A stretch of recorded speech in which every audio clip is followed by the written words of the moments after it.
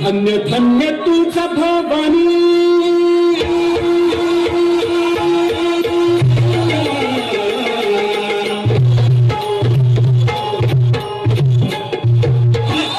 धन्य धन्य तुझा भवानी, कुलस्वामिनी शौर्यशालिनी, देवी तो माता तव चरणी, देवी तो माता तव चरणी, देवी तो माता तव चरणी, लागू दे सेवा सत्कारणी, लागू दे सेवा सत्कारणी, लागू दे सेवा सत्कारणी, रंगू दे घाट शिवरंजनी, रंगू दे घाट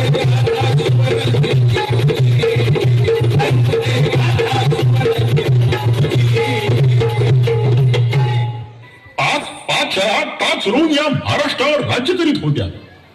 जिथं जगण्याची शाश्वती नाही तिथं शेतीवाडी, पोरबाळ आणि लेकी सुनांनी आपल्या अब्रूची हमी द्यावी कुठून आणि कोणाला?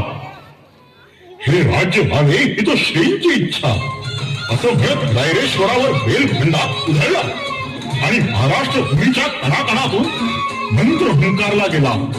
हर हर महादेव. प्रतिपदेच्या चंद्रकलेप्रमाणे हिंदवी स्वराज्य दिस मासानं वाढू लागले. केवळ घाट माथ्यावरच नाही तर कोकणातही 84 बंदर आणि 25 हुतात्मक काबीज करून समुद्रावरती प्रतिलंकास निर्माण केली. या सर्व बातम्या विजापुरी घडल्या.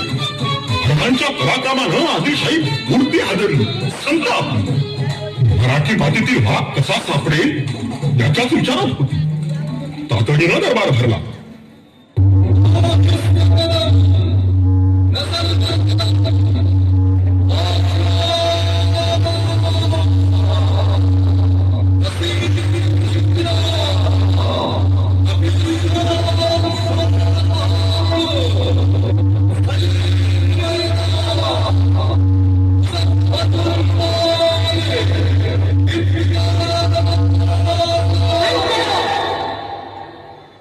अलकाब के नारे लगाकर हुकूमत नहीं की जाती.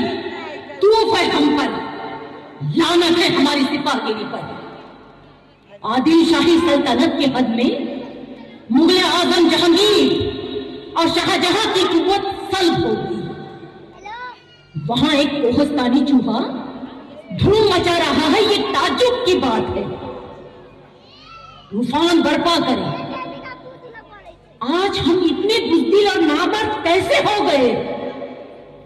वो शिवाजी भोसला हमारी सल्तनत को तबाह करने पर तुल गया है. कितनी शर्म की बात है.